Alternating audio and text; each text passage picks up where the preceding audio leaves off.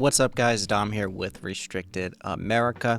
We got some good news. I know I kind of touched on it a little bit the other day, but there is a new lawsuit that seems to have officially been filed, and it is by Gino, and he operates his own gun shop in Bellingham, and it's called Mass Armament.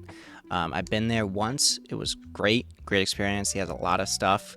If you're in the area or even just in Massachusetts, definitely go check them out. They do a great job over there, and we'll go into this a little bit, but a lot of what they sell or did sell, was pre-ban magazines, pre-ban ARs, AKs, more legal non-AR types of rifles.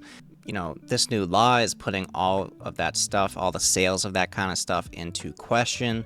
So we don't really know exactly what we're going to be able to buy and for gun shops to sell. I say we, I don't own a gun shop, but we as the customer are not going to be able to buy, the stuff that we previously were able to buy.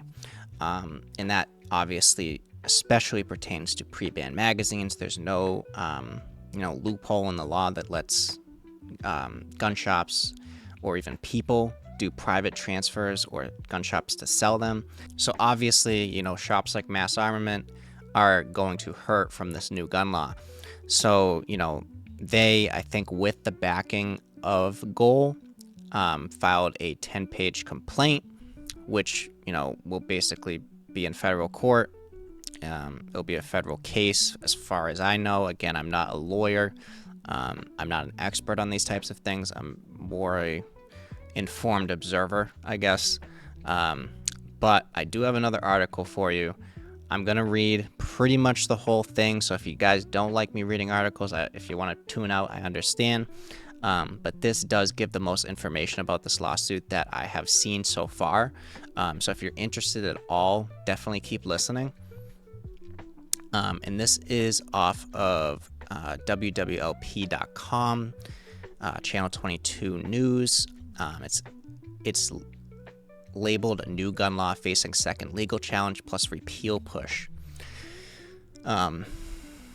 Legislature used spending bill to clean up drafting error.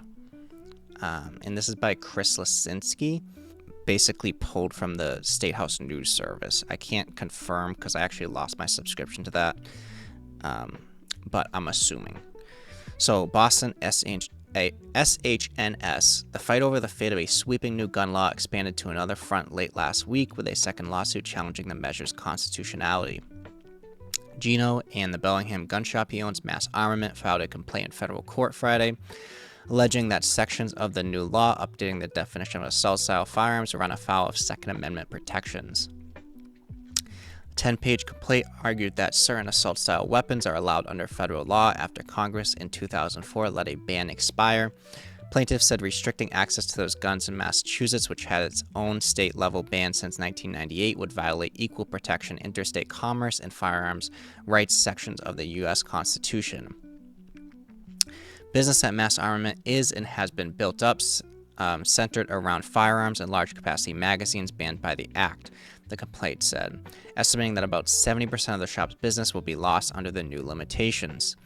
It's the second lawsuit filed in recent months opposing the major new law Governor Maura Healey signed in July, which seeks to crack down all this.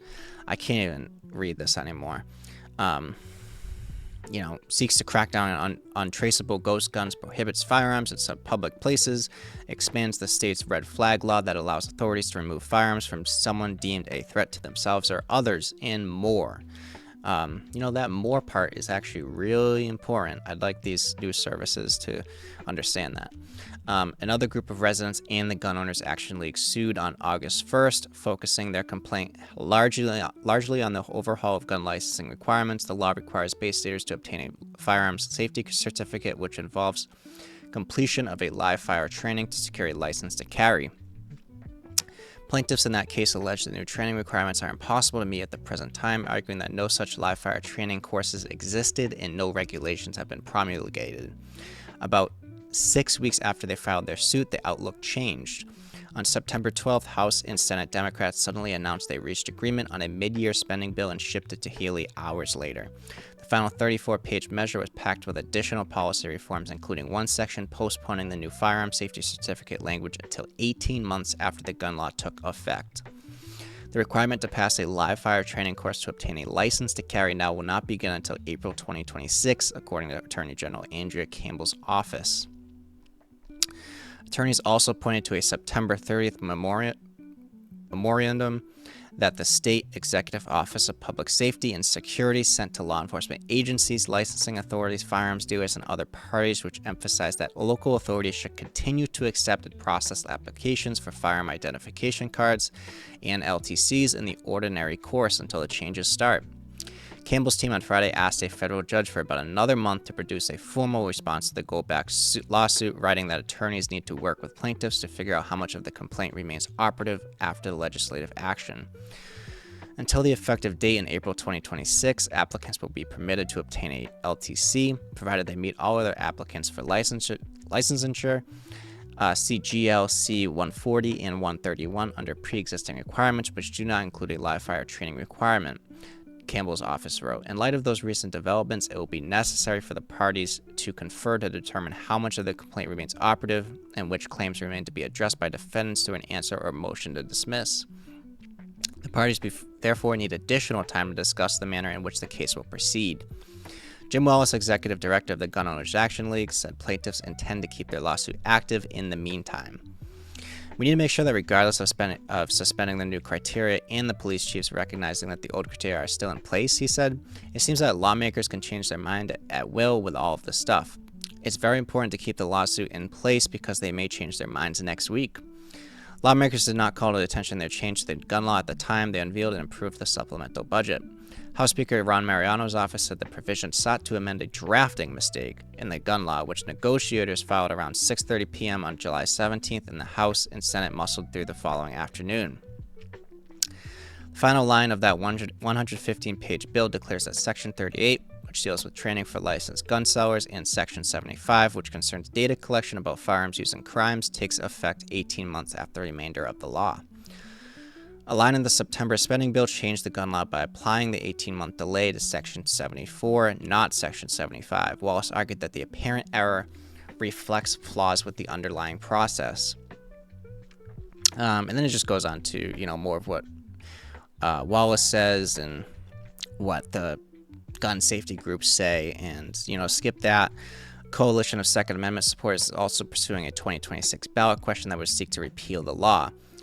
And as you know, guys, they said that they had over 90,000 signatures. So if you didn't watch my past videos, I did say this, but 90,000 signatures they announced is crazy. I remember just a couple weeks ago, they said that we only had half of the 50,000 to originally suspend the bill. And to get, another, 70,000 at least, because this is 90,000 at least, that there's still, forms unaccounted for. There's people that are still, dropping off forms. So it could be more than 90,000. And, more than 50,000 have already been certified as well. So, Maura Healey knew that this was going to happen. This is why she declared this an emergency. There was no other reason. Bill Galvin definitely called her up, or vice versa, and said, hey, they're getting as many signatures as they need to suspend this bill. What do you want to do? That's basically what happened. And I know I'm speculating, but tell me I'm wrong. So guys, this is good. I want to just, again, I know I've been saying this a lot, but I want to say great job to everyone that was involved in this repeal effort, this campaign, signature campaign. There was a lot of work, a lot of man hours that went into it.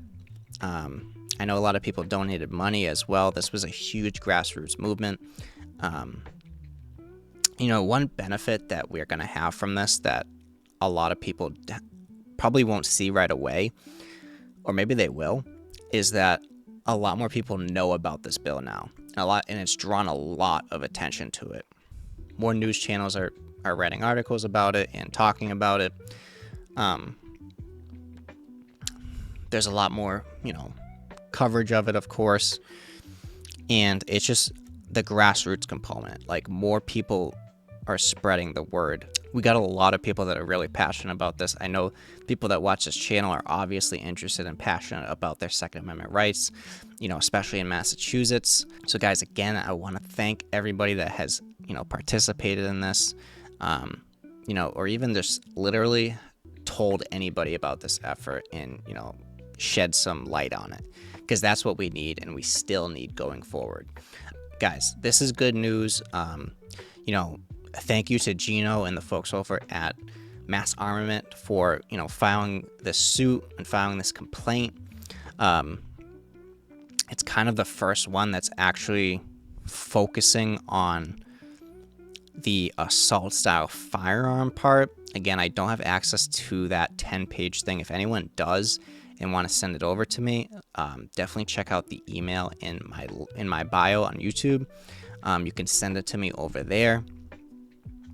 And I doubt he's watching this, but I'd love to get in contact with Gino and, maybe have him on the show and, talk over this a little bit of what he can share, the details. So if anyone knows him or has his contact information, definitely hit me up on that email. I'll answer as quickly as I can. Guys, that's all I have for you today. I wanted to share that information with you. If you enjoyed this video, please give it a like. If you have a comment or concern, put it in the comment section. And if you're not subscribed, make sure to do that now. Other than that, guys, stay informed and stay unrestricted.